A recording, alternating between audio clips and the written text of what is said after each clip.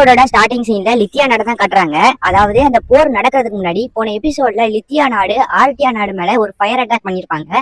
So அந்த attack முன்னாடி லித்தியா கிராமத்துல என்ன நடந்துச்சு அப்படிங்கறத காட்டுறாங்க. நம்ம ஹிகுரேவை லித்தியா நாட்டுக்கு கூட்டு வந்ததுக்கு அப்புறம் நம்ம யூனாவை டக்காய் கொண்டு போய் ஒரு ரூம்ல போட்டு அடைச்சு வைப்பான். இனிமேதான் உன்னோட ஜெயில் இங்கதான் இருக்க போறேன்னு சொல்லுவான். உடனே நம்ம யூனாவும் எதுக்காக என்ன எப்படி டார்ச்சர் பண்றீங்க, நான் அப்படி என்னதான் பண்ண அப்படிங்கிற மாதிரி கேட்பா. அதுக்கு சொல்றதுக்குலாம் எனக்கு டைம் இல்ல, நான் வேற நிறைய பேர்த்த பார்க்க போகணும் அப்படிங்கிற மாதிரி நம்ம டக்காய் சொல்லிட்டு போவான். சோ போகும்போது நம்ம யூனாவும் நம்ம டக்காயோட ஸ்வாட பாத்துருவா. சோ அதுக்கப்புறம் தான் நம்ம ஹீரோ சொன்னது ஞாபகம் வரும். அதாவது ஸ்வாட் மேன், அவன் கிட்ட ஒரு பெரிய ஸ்வாட் இருக்கும், அதை பார்த்தோன்னே உங்களுக்கு தெரிஞ்சிடும் அவன் தான் டக்காயின்னு. அவன் கிட்ட கொஞ்சம் ஜாக்கிரதையா இருங்கன்னு சொன்னது ஞாபகம் வரும். உடனே நம்ம யூனாவும் ஸ்வாட் மேன் டக்காய் நீ தானே அது அப்படின்னு கேட்பான். பரவாயில்லையே, பொண்ணுங்களுக்கும் என்னோட பேர் தெரிஞ்சிருக்கு, எனக்கு கொஞ்சம் பெருமையா தான் இருக்குங்கிற மாதிரி அவனும் சொல்லுவான்.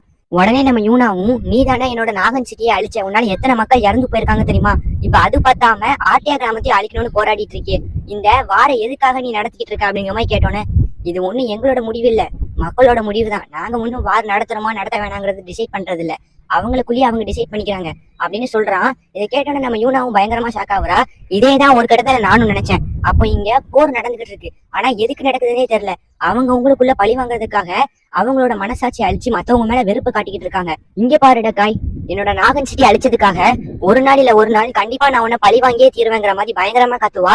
ஓ அப்படியா, நீ உண்மையிலேயே தைரியசாலியான பொண்ணு இருந்தா என்ன பழி வாங்கு, அதுக்கு நான் காத்துக்கிட்டு தான் இருக்கேன் அப்படிங்கிற மாதிரி தலையில கை வச்சு தட்டி கொடுப்பான். உடனே நம்ம யூனாவும் பயங்கரமா கோவப்பட்டு அவ கைய தட்டி விடுவான். அதுக்கப்புறம் நம்ம டக்காயே ஒரு நிமிஷம் யூனாவோட பவரை பத்தி ஷாக் ஆயிருவான். உன்னோட கைக்குள்ள இவ்வளவு சக்தியை மறைச்சு வச்சிருக்கியா, உண்மையிலேயே நீ கொஞ்சம் பவரான ஆளு மாதிரி தான் தெரியுது, ஆனா இந்த சக்தி என்னங்கிறத ஆராய்ச்சி பண்றதுக்கு எனக்கு இப்ப டைம் இல்ல, எனக்கு ஒரு முக்கியமான மீட்டிங் இருக்கு, நான் போயிட்டு வந்துடுறேன், நீங்க ஏன் பத்திரமா இரு அப்படின்னு சொல்லிட்டு நம்ம டக்கா இங்க இருந்து கிளம்புறான். நம்ம யூனாக்கு என்ன பண்றதே தெரியல, ஜெயிலுக்குள்ள வந்து மாட்டிக்கிட்டா, அவளும் பயங்கரமா கத்துறா.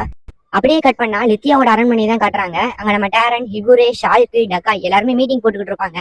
அவங்களுக்கு அந்த ரிப்போர்ட்டை நம்ம டேரன் கிட்ட கொடுப்பாங்க. அதாவது ஆர்டியா நாட்டுக்காரங்க லித்தியா நாட்டை தாக்குறதுக்காக ஒரு ரகசிய ஏற்பாடு பண்ணிருக்காங்க. நல்ல வேலை ஹிகுரே அண்ட் ஷால்க் அங்க போனதுனால அவங்களோட பிளான் மொத்தமா நாசமாயிருச்சு. நம்ம டக்காயும் அதுல யூனாங்கிற ஒருத்திய நான் ஜெயில அடைச்சு வச்சிருக்கேன் அப்படின்னு சொல்லுவான். உடனே நம்ம ஷால்க்கும் சோஜிரோ பெரிய ஸ்வாட்மேன், அவனும் பார்க்க சும்மா தெரியல, பவர்ஃபுல்லா நாள் மாதிரி தான் தெரியும், இருந்தாலும் நான் அவனை தோக்கடிச்சேன் அப்படிங்கிற மாதிரி சொல்லுவான். இதெல்லாம் கேட்டு நம்ம டேரன் பயங்கரமா டென்ஷன் ஆயிருவாங்க. ஜஸ்ட் மிஸ்ட், அவங்க பிளானை மட்டும் நம்ம கண்டுபிடிக்கலன்னா இந்நேரத்துக்கு நம்மளோட நாட்டு மக்கள் நிறைய பேர் அவங்களோட உயிரை விட்டுருப்பாங்க. இந்த மாதிரி ரகசிய தாக்குதல் ஏற்பாடு பண்ணிக்கிட்டே இருக்காங்க, இதெல்லாம் நம்ம பொறுத்து போக முடியாது, இதோட இதுக்கு ஒரு முடிவு கட்டுவோம், ஆமா போர ஆரம்பிப்போம், இந்த பகைக்கும் நாட்டு மக்களோட பயத்துக்கும் ஒரே முடிவு போர் தான், அது ஆரம்பிங்கன்னு சொல்லுவாங்க நம்ம டேரன். அதனாலதான் நம்ம லித்தியா நாட்டுக்காரங்க ஆர்டியா நாட்டை தாக்கியிருப்பாங்க. அப்படியே இங்க வந்து பிரசண்ட காட்டுறாங்க. அதாவது அந்த ஃபயர் அட்டாக்கு அப்புறம் அங்க இருக்க சோல்ஜர்ஸ் எல்லாம் ஒரு வழியா ஊர்ல இருக்க ஃபயர் எல்லாம் கிளியர் பண்ணிடுவாங்க. இருந்தாலுமே ஃபயர் வந்துகிட்டே இருக்கும். எங்க இருந்து வருதுன்னு பார்த்தா அந்த விவியான்ஸ்ல இருந்து தான் வரும். அதே ஃபயரை கத்திக்கிட்டே இருக்கும். நம்ம ஹெர்கண்ட் அங்க வருவாரு. இந்த விவியான் தான் எல்லாத்துக்குமே காரணம், அந்த விவியானை நம்ம முதல்ல அட்டாக் பண்ணணும் அப்படிங்கிற மாதிரி பேசிக்கிட்டு இருப்பாரு சோல்ஜர்ஸ் கூட. அப்பதான் கீழே ஒரு கல்லு கிடக்கும், அந்த கல்லை எடுத்து பார்த்தா அதுல வந்து ரத்தமா இருக்கும். அப்புறம் தான் நம்ம ஹெர்கண்ட் கண்டுபிடிப்பாரு, இந்த விவியான்ஸ்ல நெருப்பை அட்டாக் பண்ணி நம்ம மக்களை சாகடிக்கல, நெருப்பு அட்டாக் பண்ற மாதிரி நம்ம கவனத்தை திசை திருப்பி இந்த கல்லை வச்சுதான் மக்கள் எல்லாத்தையும் அடிச்சு ஒரே நிமிஷத்துல சாகடிக்குது அப்படின்னு சொல்லிக்கிட்டு இருக்கும் போது அங்க ஒரு விவியான் ஸ்டோனை வச்சு நம்ம ஹெர்கண்ட் அட்டாக் பண்ண நம்ம ஹெர்கண்டோட காலு பயங்கரமான வலி ஏற்படும். சோ அதனால அவரால் எந்திரிக்கவே முடியாது, அப்படியே விழுந்துருவாரு. அந்த டைம்ல ஒரு விவியான் அவர் அட்டாக் பண்ணதுக்காக வரும். அப்போ திடீர்னு அந்த விவியான் மேல ஒரு லைட்னிங் எஃபெக்ட், என்னன்னு பார்த்தா அந்த விவியான் கருகியே விழுந்துரும். எல்லாருமே யாரா இந்த அட்டாக் பண்ணா அப்படின்னு பாத்துக்கிட்டு இருக்க சமயத்துல நம்ம ஹெர்கண்டோட வாயில இருந்து ஒரு வார்த்தை வரும், அதான் ஆலஸ் த ஸ்டார் ரன்னர். எப்பா சரியான கூஸ்பம்ஸ், தக்காளி கண்ணை மூடி திறக்கிறதுக்குள்ளயும் அங்க இருக்க எல்லா விவியான்ஸையும் அதோட வாழை வச்சு பயங்கரமான அட்டாக்கு, அப்படியே விழுந்து கருகி எரிஞ்சு சாம்பலா செத்துருவாங்க எல்லாவனும். அப்பதான் ஆலஸ் மேல இருந்து கீழே பார்க்க ஒரு பெரிய மான்ஸ்டர் ஒண்ணு ஆர்டியாக்கு வந்துகிட்டு இருக்கும். அது வேற யாரும் இல்ல, நம்ம நிக்கிலோ தான். அப்படியே இந்த சைடு பார்க்க லித்தியாக்கு போறதுக்காக ஒரு ஸ்ட்ரைட் வே இருக்கும். அதை பார்த்து நம்ம ஆலஸ் சிரிக்க இந்த சீன் அப்படியே கட் பண்றாங்க. இங்க நம்ம எலியாவும் கியாவும் லூனாவை தேடி லித்தியாவுக்கே வந்துருவாங்க. நம்ம கியாவோட பவரால ஒரு பேப்பர் மாதிரி ஒண்ணு அனுப்பி லூனாவை கண்டுபிடிக்க சொல்லுவாங்க. அதுவும் கரெக்டா ஜெயிலுக்கு போய் நிற்கும். இவங்களும் வேகமா ஓடி போக அங்க இருக்க பாடி கார்ட்ஸ் எல்லாம் உள்ள வராதிங்க, யாரு நீங்கன்னு கத்திட்டு இருப்பாங்க. உடனே நம்ம எலியாவும் கியா உன்னோட பவரால அவங்களை தூங்க வைன்னு சொல்லுவா. உடனே நம்ம கியாவும் தூங்கு அப்படின்னு சொன்னோன்னே அவங்களும் தூங்கிடுவாங்க. அதான் தூங்கிட்டாங்கல்ல, அங்க என்ன பண்ணிட்டு இருக்கீங்க, சீக்கிரம் வாங்க நம்ம போலான்னு சொல்லுவா நம்ம கியா. நம்ம எலியா இங்க என்ன பண்ணிட்டு இருக்காங்கன்னா அவங்க ரெண்டு பேத்தையும் கொன்றுவா.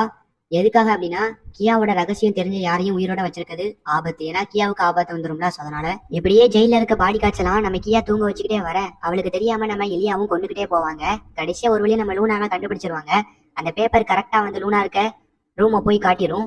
உடனே இந்த பேப்பரை எடுத்துட்டு நம்ம லூனாவை போய் பார்ப்பாங்க நம்ம கியாவும் எலியாவும். நம்ம லூனா அவங்கள பார்த்து பயங்கரமா ஷாக் ஆயிருவா. எதுக்காக நீங்க இங்க வந்திருக்கீங்க அப்படின்னு கேப்பா. நம்ம லூனாவை பார்த்த கியாவும் உனக்கு பயங்கரமா காயம் ஏற்பட்டிருக்கா அப்படின்னு கேப்பா. உடனே நம்ம எலியாவும் நீ வெளியே போய் நில்லு, யாராவது வராங்களான்னு பாரு, நான் இவளை ட்ரீட்மெண்ட் பண்றேன் அப்படின்னு சொல்லுவா. உடனே நம்ம கியாவும் வெளியே வந்து நின்றுவா.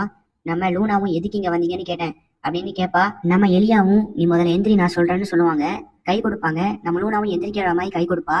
அதுக்கப்புறம் கையை டக்குன்னு எடுத்துட்டு நீ சொல்லு எதுக்காக என்ன காப்பாத்த வந்தேன்னு சொல்லு, அதுக்கப்புறம் நான் எந்திரிக்கிறேன் அப்படின்னு சொல்லுவா. நான் ஒன்னும் இங்க உன்னை காப்பாத்த வரல, உன்னை கொல்றதுக்காக தான் வந்திருக்கேன். ஏன்னா இன்வெஸ்டிகேஷன் பண்ணும்போது நீ கியாவோட பேர் சொல்லிட்டேன்னா கியாவுக்கு தான் ஆபத்து, கியாவுக்கு எந்த ஒரு ஆபத்தும் வரக்கூடாது. அதனாலதான் கியாவோட உண்மை தெரிஞ்சவங்க எல்லாத்தையும் நான் கொல்லுவேன். அதுக்காக தான் இவ்வளவு தூரம் கஷ்டப்பட்டு உன்னை தேடி கண்டுபிடிச்சு கொல்லலான்னு வந்திருக்கேன் அப்படின்னு நம்ம எலியா சொல்லுவாங்க.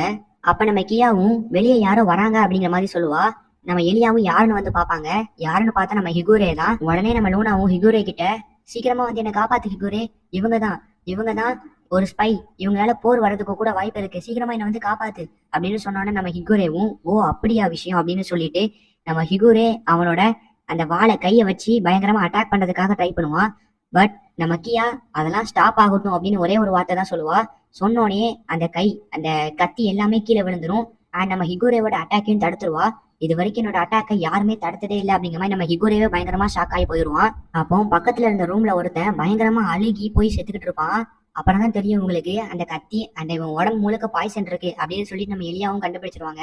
அப்ப திடீர்னு யாரும் எதிர்பார்க்காத மாதிரி நம்ம ஹிகுரேவும் கொஞ்சம் கொஞ்சமா அப்படியே உருகி விழுந்துகிட்டு இருப்பான். சோ அப்படியே அவனோட உடம்பு ஃபுல்லா உருகி கட்டை எரிஞ்சா எப்படி இருக்கும் அந்த மாதிரி எரிஞ்சு போய் சாம்பலாயிருவான். நீ அவனை சாகணும்னு ஏதாவது சொன்னியாமா அப்படிங்கிற மாதிரி நம்ம கியாட்ட கேட்பா நம்ம எலியா. இல்ல நான் அப்படிலாம் எதுவுமே சொல்லலையா அப்படிங்கிற மாதிரி சொல்லுவான். ஐயோ அங்க பாருங்க லூனா தப்பிச்சு போயிட்டா அப்படிங்கிற மாதிரி நம்ம கியா கத்துவா. சரி இதுக்கு மேலே அவனை தேடுறதுல ஒரு பிரயோஜனமும் இல்ல, போனா போட்டும், அவளா போய் எங்கேயாவது மாட்டி சாகதான் போறா, நம்ம வீட்டுக்கு போவோம் அப்படிங்கிற மாதிரி நம்ம எலியா சொல்லுவா. இல்ல என்ன சொல்றீங்க, என்ன பேசிட்டு இருக்கீங்க, அவளோட உடம்புல பயங்கர காயம் ஏற்பட்டிருக்காது, நீங்களும் தானே பாத்தீங்க, எப்படி அவளை விட்டுட்டு போக சொல்றீங்க, அவ என்னோட ஃப்ரெண்டு, நான் தான் அவளை காப்பாத்தணும், நீங்க தான் எனக்கு சொல்லி கொடுத்தீங்க இந்த மாதிரி, இப்ப நீங்களே முடியாதுன்னு சொல்றீங்க, அவ ஆபத்துல இருக்கான்னு தெரியுதுல்ல, அவளை நம்ம தானே காப்பாத்தணும், பின்வாங்கிறது ஒரு வழி இல்ல, அவளை போய் காப்பாத்துவோம் வாங்க அப்படின்னு நம்ம கியா சொல்ல நம்ம எலியாவே ஒரு நிமிஷம் ஷாக் ஆயிருவாங்க. நம்ம கியா இவ்வளவு நல்ல பொண்ணா இருக்காளே அப்படிங்கிற மாதிரி. அப்புறம் அப்படியே ரெண்டு பேருமே அங்க இருந்து கிளம்பிடுவாங்க. அதுக்கப்புறம் அங்க இருந்து குஷே வருவான்.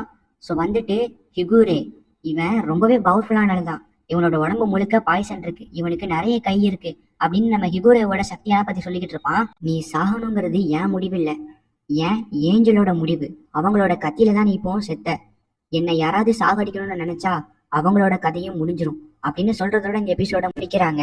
இது வரைக்கும்